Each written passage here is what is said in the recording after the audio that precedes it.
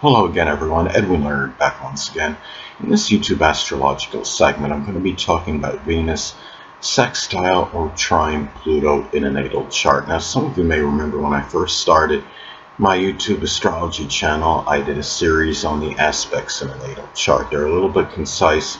Some people may have referred to them as snappy, so what I decided to do was make another series on them in which the videos would be a little bit longer and more descriptive. So anyway, first thing up is, well, you have Venus sextile or trine Pluto in a natal chart. You may easily love, which is Venus, the things you have very intense passion and desire for, which is Pluto. Now, let's say if you have Pluto and Virgo, fifth house in the natal chart, that may be those things you have that intense passion and desire for. Maybe analytical, amusement, enjoyment. It could be extrapolating sports data. It could be doing things of an intellectual nature, with children, with romantic partners. If you have, let's say if you have Pluto in Capricorn, and let's say, it's in the seventh house, there may be intense passion and desire for like business, competitions or doing things Capricorn related with a significant other, whether it could be, doing something with, architecture, construction, things that are business related, accounting, even mountain climbing as some examples. And there could also be, if you have Venus sextile or trine Pluto in a natal chart, another way it may manifest could be having that right passion, which is Pluto, without obsessing, over, making money, generating income, which is Venus. Now, let's say if you have, Venus in Aries, as an example.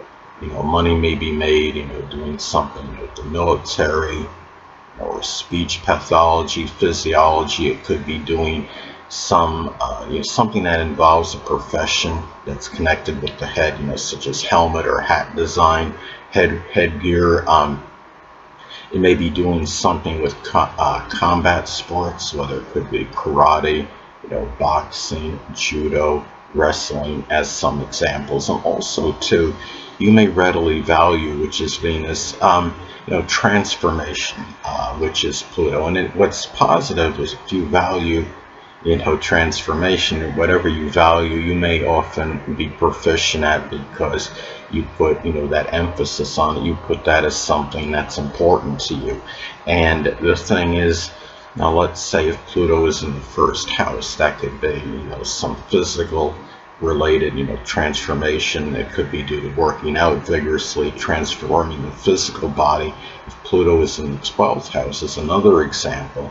That could be some kind of transformation, of a spiritual nature.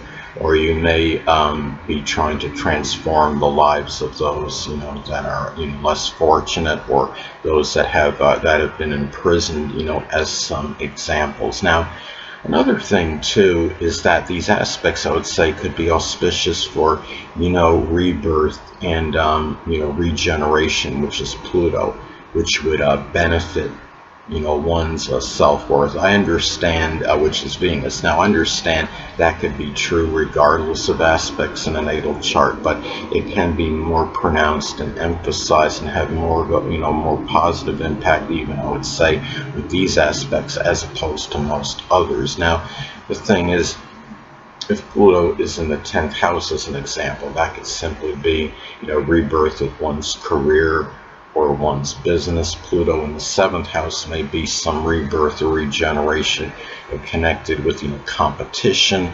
It could be a business partnership. It could be a relationship, with a significant other, as some examples. And another thing too is that these aspects can be positive, when being passionate, which is Pluto, in artistic endeavors, which is Venus. Now, if you have Venus in Pisces, as an example, artistic endeavors may be connected with abstract art, fictional, fantasy art.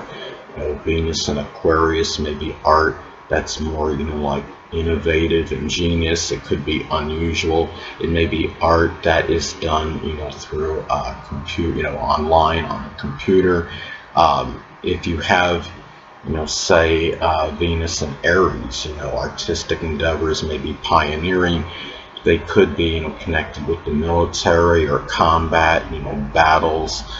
It may be, something connected with combat sports. Volatile sports can include football and hockey. Combative sports, again, can be connected, like boxing, judo, karate, wrestling, as some examples. Now, also to these aspects may be propitious for loans, which is Pluto, for Venus-related matters. And Venus-related matters, can include a number of things, whether it's just, having, just for general, expenses, for buying items in general, but it could be, matters with your relationships, as some examples. It could be, artistic, endeavors, pursuits.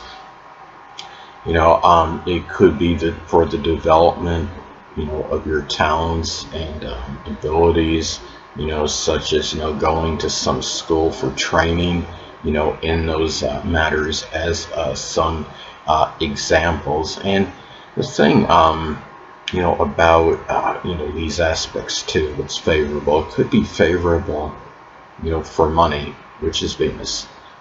In inheritance, insurance-related matters, wills and estates, which is Pluto. Now, if Venus is in Taurus, as an example, it may be, money that may, be a little bit slower, come in a more methodical manner, so to speak.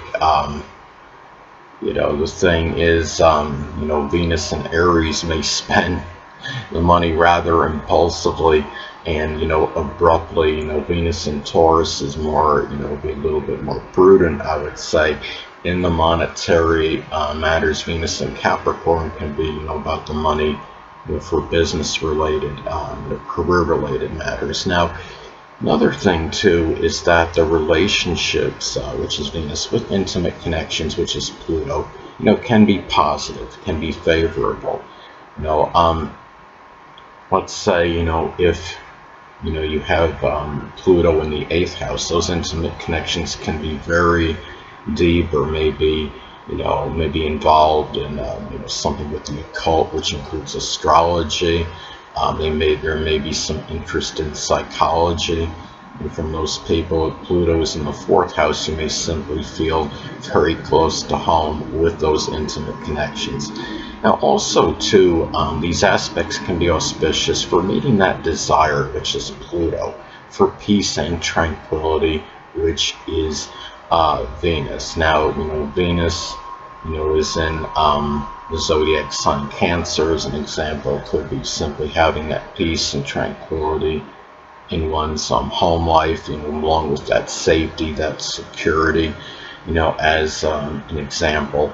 It could be too, talents and abilities, which is Venus, may be beneficial to one's legacy, which is Pluto. Now, if Venus is in Gemini, as an example, those talents and abilities may simply be tied in with eloquence, communication ability and skill, being able to multitask, versatility, or doing something connected with manual dexterity, such as auto or refrigeration mechanics. Now, another thing, too, is that you may readily find the enjoyment, which is Venus, in Pluto-related activities, such as psychology or locksmithing, or the occult, which includes astrology. Could be doing something with investigation or forensics. As some examples, if Pluto is in the 7th house, you may enjoy this, these activities with an important friend or somebody you're in a relationship with. Pluto in the 11th house, could be more about, expressing this enjoyment, or these Pluto-related activities may be done, in group-related matters, or with, a friend, or even stepchildren, if applicable. Now also too, these aspects can be favorable for support, which is Pluto, in legal issues, if any, which is Venus. Now, Venus is in Pisces as an example. Those legal issues, may be somewhat nebulous or unclear, or they may involve some kind of chemical issues, such as, assimilating a chemical like radon or something in the home, or some chemical that may have, may have been exposed to that was to your detriment. As some examples, it could be something connected with, fishing, or fishing equipment, that was not, exactly satisfactory, as some examples. And you also may readily be able to balance, the important friends, which is Venus, and the intimate connections, which is Pluto, in your life, and having the equilibrium and balance with those people. If Venus is in, let's say, Leo as an example, those important friends, one or more, may actually be a Leo sun, moon, or ascendant person, or simply embody the characteristics of the sign. It could be, people that are gregarious, extroverted, magnanimous, generous, courageous. It could be those at the same time that may be arrogant or egotistical as well. Anyway, people, that'll conclude this YouTube astrological segment. Until next time, Edwin Learned saying, stay well.